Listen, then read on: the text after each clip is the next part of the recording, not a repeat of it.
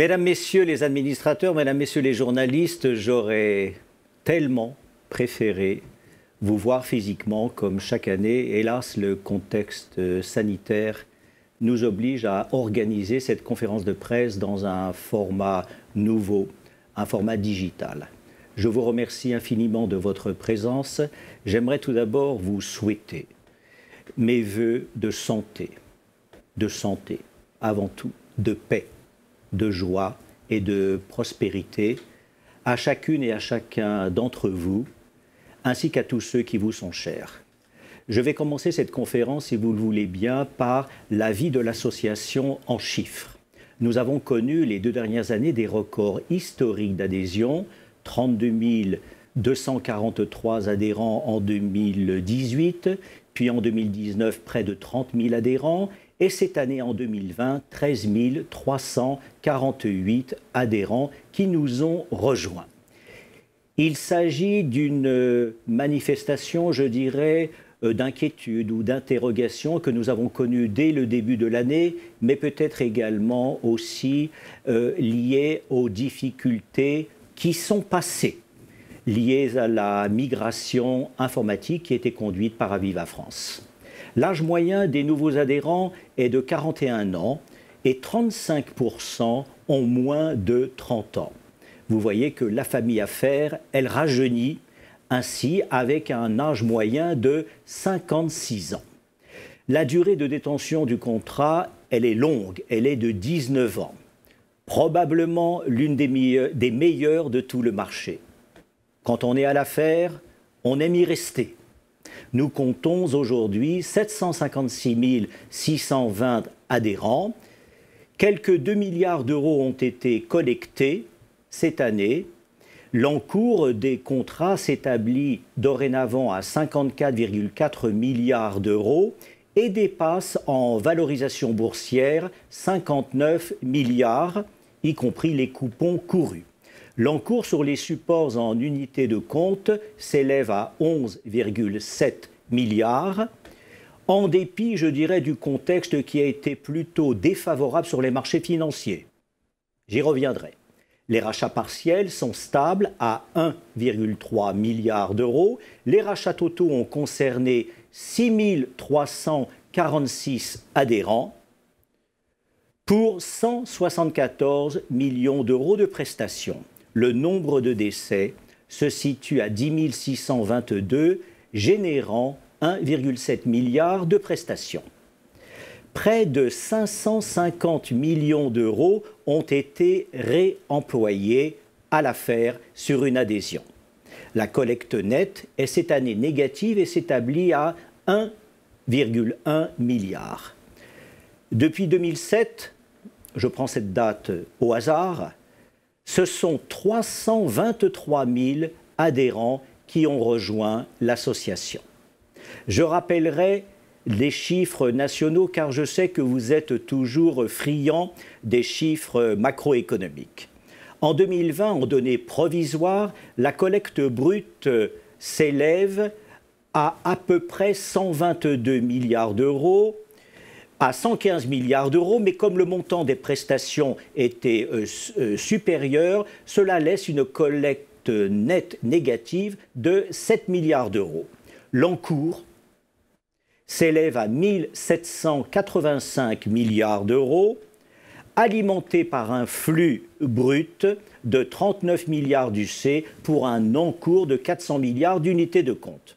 Et la PPB, la provision pour participation aux bénéfices, s'élèverait en 2020 pour toute la France à l'équivalent de 65 milliards. Je vous le dis sans embâche, l'affaire est prête à relever les nouveaux défis. Elle est plus que jamais mobilisée afin d'assurer la qualité du service qui est rendu aux adhérents et que nous devons aux adhérents. L'association sera très attentive à ce que son partenaire assureur mette en œuvre tous les moyens, des moyens adaptés pour recouvrer un rythme de développement comparable à ce qu'il fut les années passées. Le nombre d'actes de gestion est resté élevé, à peu près 2 millions d'actes. avec une progression importante des actes traités en ligne, plus de la moitié. Je voudrais saluer les efforts faits sur ce sujet et qui portent dorénavant leurs fruits à l'affaire. Nous avons aujourd'hui un nouveau site Internet. Il est ouvert à tous, il est ergonomique, performant, sécurisé, adapté aux différents écrans, pour les adhérents comme pour les conseillers, agents et courtiers qui les accompagnent au quotidien et que je remercie au passage. Notre site www.affaires.fr. L'audience est forte, 1,6 million de visites, 613 000 visiteurs, plus de 3 millions de pages vues.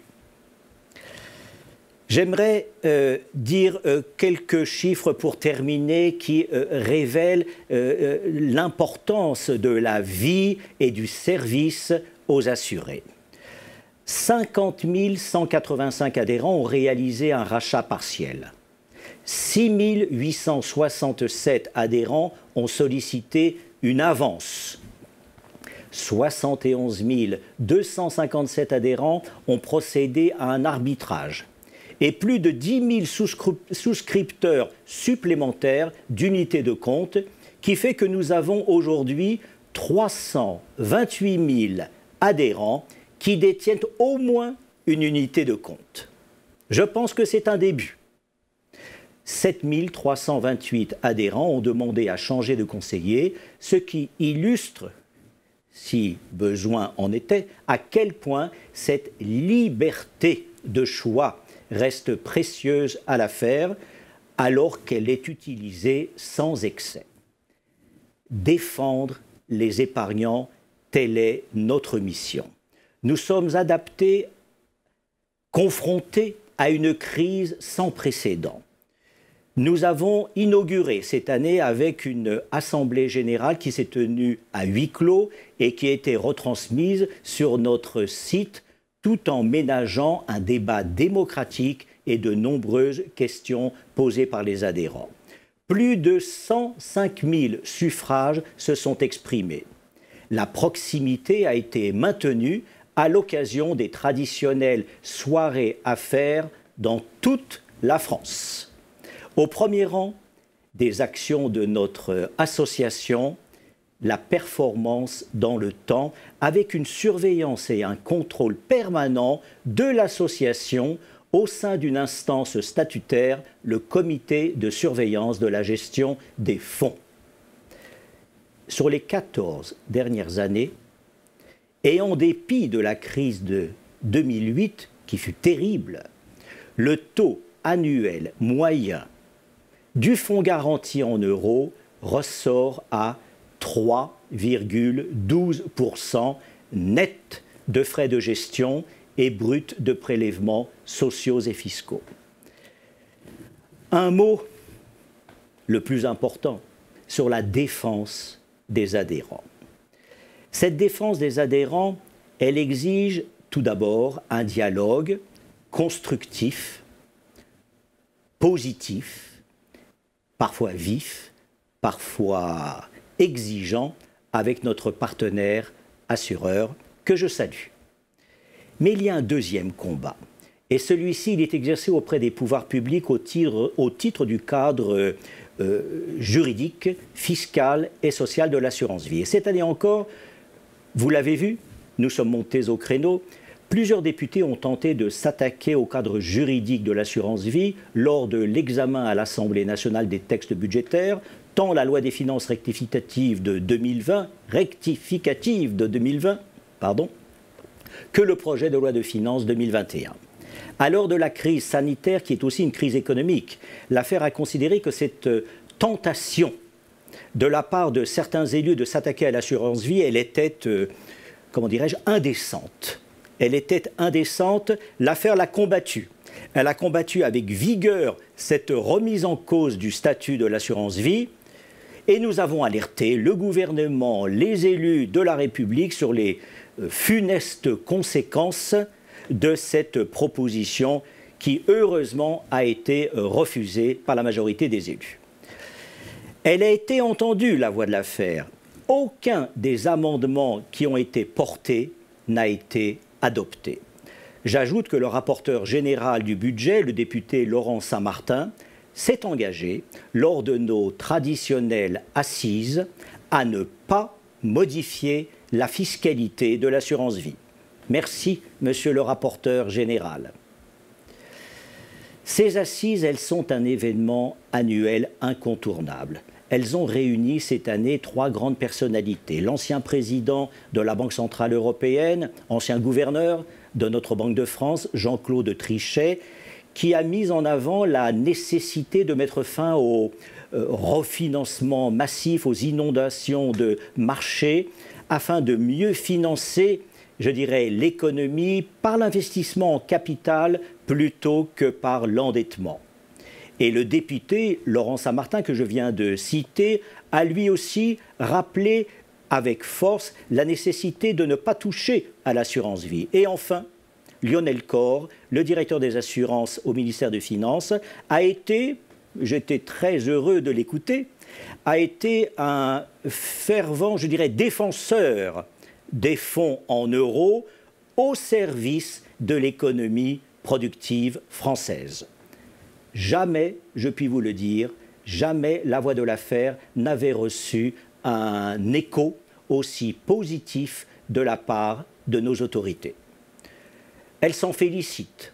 Un dialogue est rétabli. Et l'affaire apporte aussi son soutien massif, franc, au label relance proposé par le ministre Bruno Le Maire.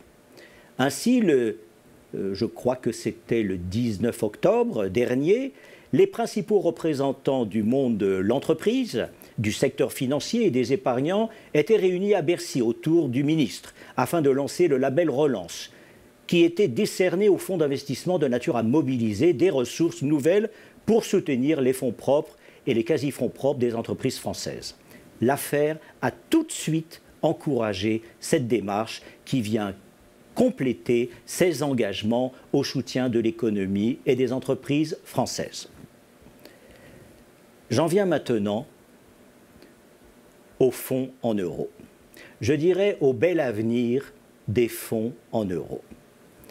En 2020, vous le savez, comme moi, les fonds en euros ont subi des attaques parfois virulentes de plusieurs assureurs qui ne parvenaient plus à, comment dirais-je, dégager une rentabilité suffisante de leurs fonds propres en raison des contraintes de solvabilité dans un univers de taux bas. Je les comprends. Leur position pouvait être légitime. L'affaire, quant à elle, qui n'est pas un assureur, mais un assuré, l'affaire est restée vigilante et responsable en résistant notamment aux tentatives, aux tentations, visant à limiter autoritairement les versements sur les fonds en euros. Les investissements en unités de compte doivent être le fruit d'un choix éclairé. Telle est notre philosophie. Librement consenti et surtout pas imposé par la contrainte. C'est par la confiance, ce n'est pas par la contrainte que le cycle de vie de l'épargnant doit s'épanouir naturellement, je dirais. Aucune mesure, fût-elle publique ou autoritaire, ne parviendra à canaliser l'épargne dans une direction que les épargnants n'auront pas eux-mêmes choisie. L'épargne, elle est un réflexe existentiel dans un monde qui est de plus en plus troublé et de plus en plus incertain. Prenez un investisseur, il sait où il veut investir. Un consommateur, il sait ce qu'il veut manger, ce qu'il veut acheter. Eh bien, un épargnant, c'est pareil, il sait ce qui est bon pour lui. L'épargne, elle n'aime pas la contrainte de l'offre. L'épargne, elle préfère la pédagogie de la demande. Et l'affaire est bien placée. L'affaire, elle s'attache à la pédagogie, à la transparence de l'information. Elle est fidèle à ses valeurs. Elle défend les fondations de la confiance des adhérents contre la contestation de certains assureurs des fonds généraux.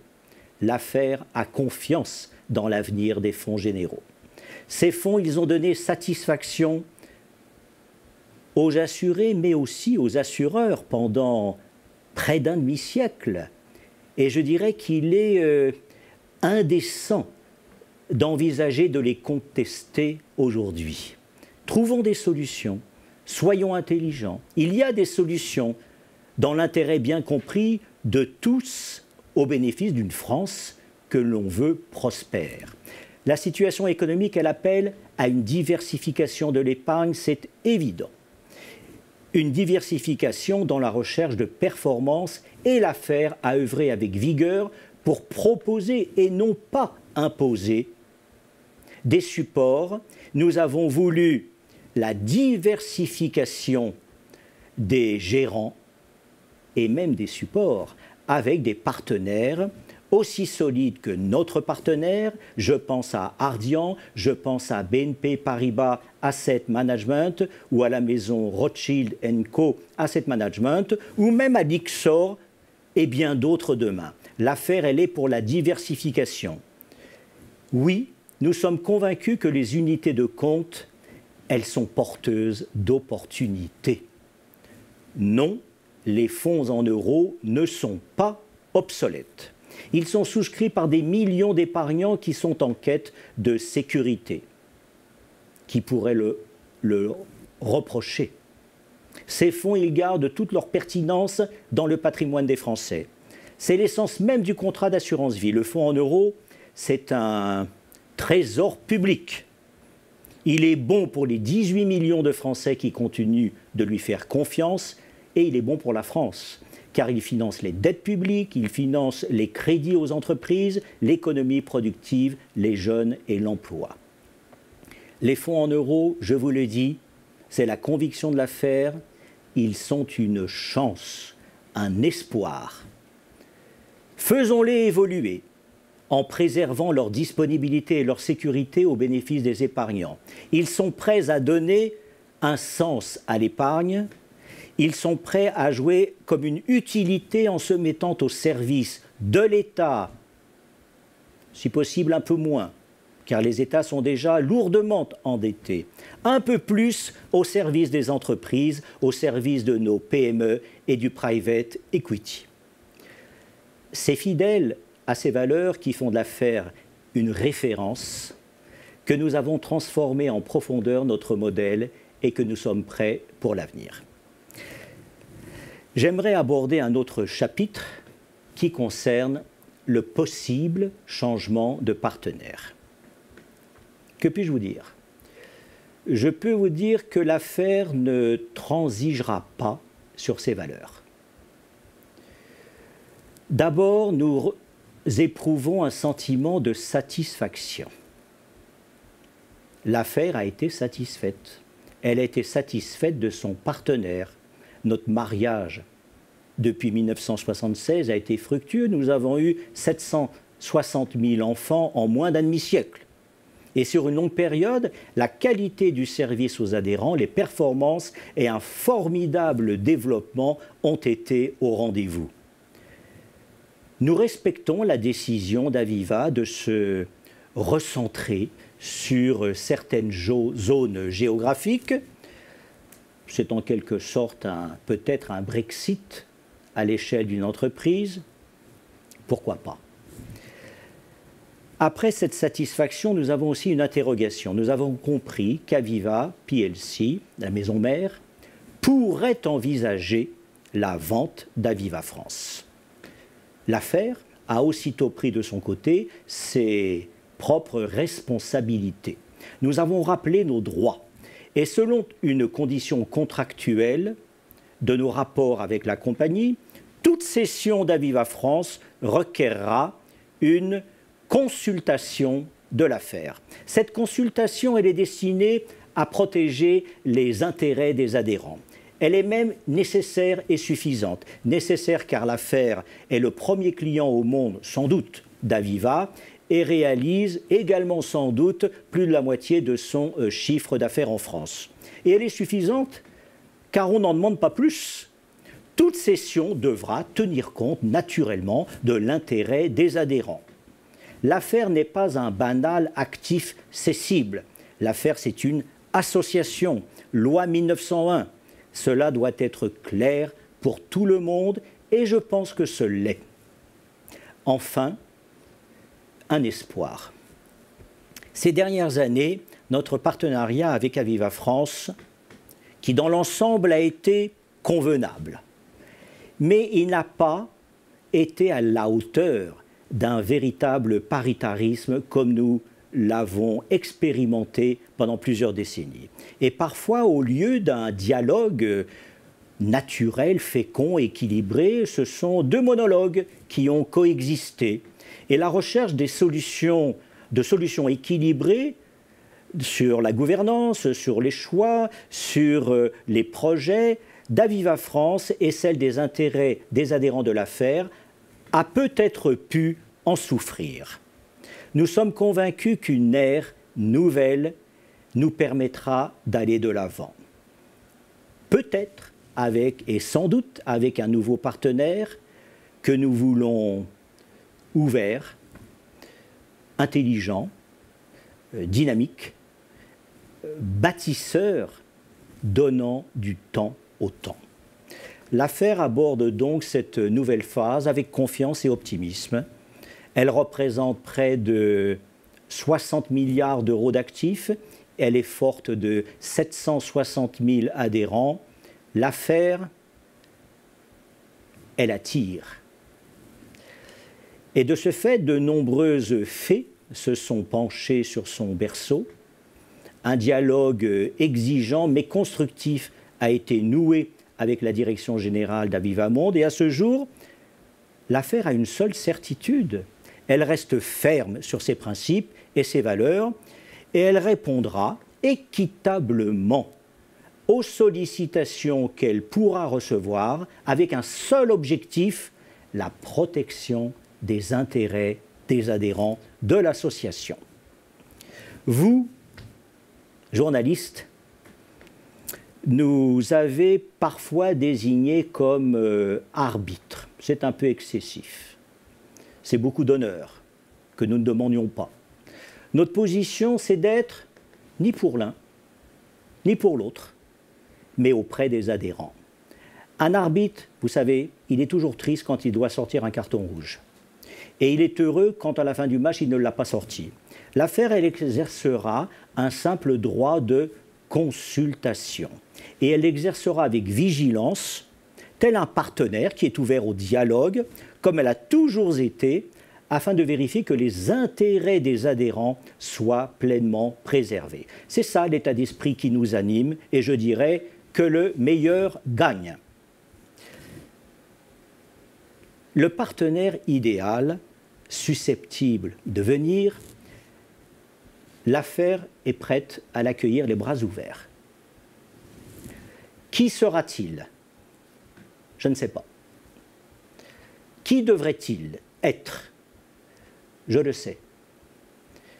Ouvert sur l'international, créateur de valeur et de richesse, solide financièrement, un coéquipier pour bâtir dans l'innovation une nouvelle histoire, un extraordinaire projet de développement dans la durée, intégré au tissu industriel d'une France que nous aimons. C'est dans l'écoute qu'on va de l'avant, car quand on écoute, on peut s'entendre, et quand on s'entend, 1 + 1 = 3. Un mot, si vous le voulez bien, maintenant sur les performances. Dès la première heure, nous avons cru en l'euro-croissance. À nous seuls, nous représentons, je crois, aujourd'hui quelques 10% du marché national. Affaire Eurocroissance a réalisé d'ailleurs une performance honorable cette année, ou plutôt l'année dernière, 2,2%. Un nouvel Eurocroissance est né. Nous allons y travailler avec conviction. Par ailleurs, l'enjeu retraite, le R de AFER, vient de trouver un cadre réglementaire et législatif favorable. L'affaire, elle croit au pair. Le pair affaires a dorénavant vocation à accompagner le développement du contrat d'assurance vie, car nous sommes convaincus que la réussite de pair ne se fera pas contre l'assurance vie, mais avec elle. Notre père, il offre aujourd'hui une gouvernance autonome, des supports qui lui sont propres et des frais au meilleur niveau du marché. Un mot, si vous le voulez bien, maintenant sur les performances de nos unités de compte. Elles sont nécessairement contrastées. Comment pourrait-il en être autrement quand on considère que le CAC a chuté de un peu plus de 7%, que le Dow Jones a gagné un peu plus de 7% de son côté, le S&P 500 a progressé de 16,2%, et même pour le Nasdaq, Apple, Microsoft, Facebook, Amazon, il a gagné 45%. Et le plus bas du marché, il fut atteint, je crois, en mars 2020, avec 3660 et un plus haut le 19 février avec un CAC à 6111 points. Sur nos 15 UC présents dans le contrat au 31 décembre 2020, 6 ont une performance positive. Et dans le top 3 figure Affaires Flore, plus 19. Sur les petites capitalisations françaises, Affaires Actions Amérique, plus 16,2%, Affaires Premium qui frôle les 8% de performance. 9 UC ont vu leur valeur liquidative baisser, et notamment Affaires Patrimoine, moins 6,7%. D'ailleurs, l'affaire, je puis vous le dire, elle déplore que ses recommandations sur cette UC, au sein de son instance statutaire du comité de contrôle de la surveillance et de la gestion des fonds, n'ait pas reçu d'écho favorable de la part de l'assureur. Mais l'affaire, elle se réjouit aussi que la diversification qu'elle a voulu, qui a été revendiquée par l'association et qui a été acceptée par notre partenaire assureur, elle ait été au rendez-vous d'une belle performance avec, pour Affaires Premium, gérée par la maison Rothschild, la performance que je viens de vous indiquer. Quant aux les deux UC immobilières, Affaires Immo 1 et Affaires Immo 2, elles terminent l'année 2020 avec des performances qui préservent, je dirais, le capital des adhérents. Plusieurs UC verront le jour en 2020 sur des supports ou des thématiques telles que le climat, les fonds structurés, les fonds indiciels, les obligations souveraines ou les fonds à fenêtres. Nous allons poursuivre le financement en fonds propres des PME, des ETI, et enfin la valorisation quotidienne des UC qui le permettent verra le jour en 2021. La force de l'affaire, elle a résidé plus particulièrement cette année dans la surveillance et le contrôle de la gestion des fonds dans un contexte d'extrême volatilité des marchés et de plus grande propension aux unités de compte au regard de leur performance. Le CGF, il n'a pas cessé de recommander plus de réactivité dans la gestion financière, à commencer par la nécessaire réalisation de plus-value quand les marchés étaient hauts. Ancrés dans l'histoire, nous voilà donc aujourd'hui tournés vers l'avenir. Nous sommes prêts à faire face aux nouveaux défis. Le programme de transformation s'achève. La voie d'une nouvelle ère s'ouvre. Et qu'est-ce que nous voyons? Nous voyons des marchés plus volatiles, une réglementation qui est instable, des parlementaires qui sont résolus à attacher leur nom à une inflation de lois, d'amendements, une sorte de, je dirais, de répression financière qui pourrait s'abattre sur les épargnants, devrait selon leurs auteurs, et un moindre équilibre entre les relations assureurs-assurés. C'est dans ce contexte qu'il me reste maintenant à vous annoncer ce que vous attendez tous, le taux affaires. Le taux du fonds garanti en euros affaires en 2020 est de 1,70% net de frais de gestion et avant prélèvements sociaux et fiscaux.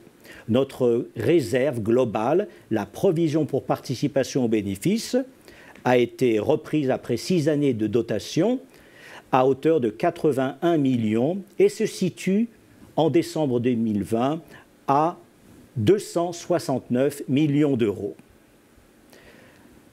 L'affaire s'engage dans un autre chapitre de son histoire. Nous sommes prêts.